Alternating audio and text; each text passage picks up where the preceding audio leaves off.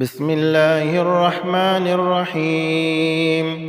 الرحمن علم القرآن، خلق الإنسان علمه البيان.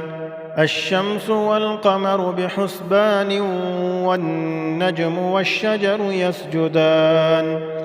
والسماء رفعها ووضع الميزان، ألا تطغوا في الميزان، وأقيموا الوزن بالقسط ولا تخسروا الميزان.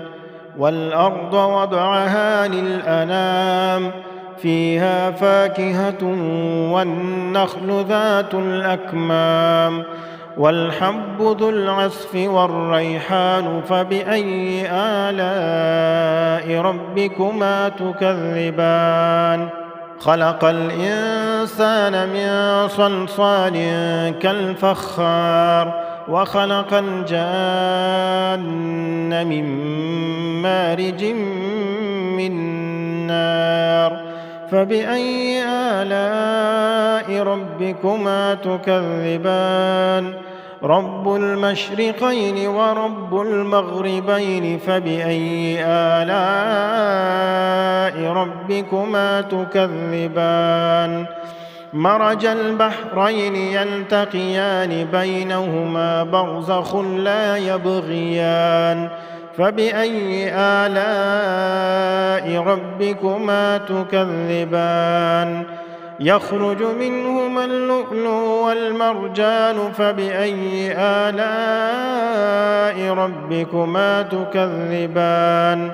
وله الجوار المنشآت في البحر كالأعلام.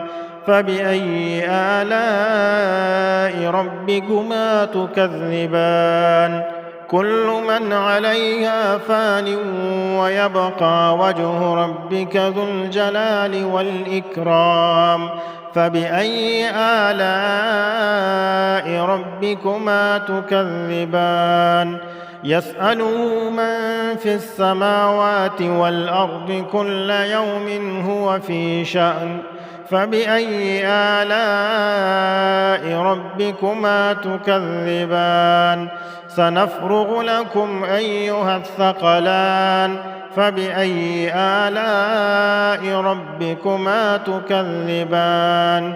يا معشر الجن والإنس إن استطعتم أن تنفذوا من أقطار السماوات والأرض فانفذوا، لا تنفذون إلا بسلطان.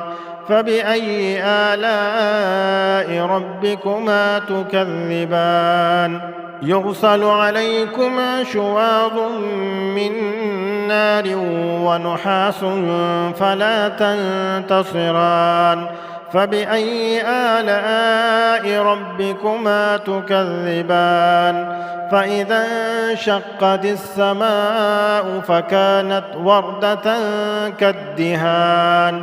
فبأي آلاء ربكما تكذبان؟ فيومئذ لا يسأل عن ذنبه إنس ولا جان.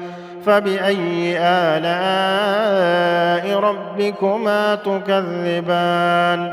يعرف المجرمون بسيماهم، فيؤخذ بالنواصي والأقدام.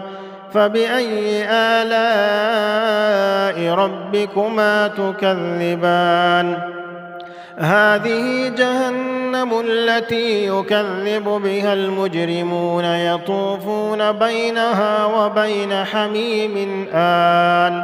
فبأي آلاء ربكما تكذبان؟ ولمن خاف مقام ربه جنتان. فبأي آلاء ربكما تكذبان؟ ذواتا أفنان. فبأي آلاء ربكما تكذبان؟ فيهما عينان تجريان. فبأي آلاء ربكما تكذبان؟ فيهما من كل فاكهة زوجان فبأي آلاء ربكما تكذبان متكئين على فرش بطائنها من استبرق وجنى الجنتين دان فبأي آلاء ربكما تكذبان فيهن قاصرات الطرف لم يطمثهن إنس قبلهم ولا جان فبأي آلاء ربكما تكذبان كأنهن الياقوت والمرجان فبأي آلاء ربكما تكذبان هل جزاء الإحسان إلا الإحسان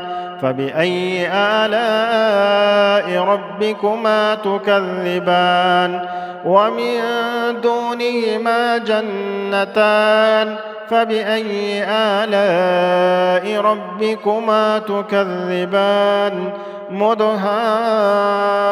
مدهامتان فبأي آلاء ربكما تكذبان فيهما عينان نضاختان فبأي آلاء ربكما تكذبان فيهما فاكهة ونخل ورمان فبأي آلاء ربكما تكذبان فيهن خيرات حسان فبأي آلاء ربكما تكذبان حور مقصورات في الخيام فبأي آلاء ربكما تكذبان لم يطمثهن إنس قبلهم ولا جان فبأي آلاء ربكما تكذبان متكئين على رفرف خضر وعبقري حسان فبأي آلاء ربكما تكذبان تبارك اسم ربك ذي الجلال والإكرام.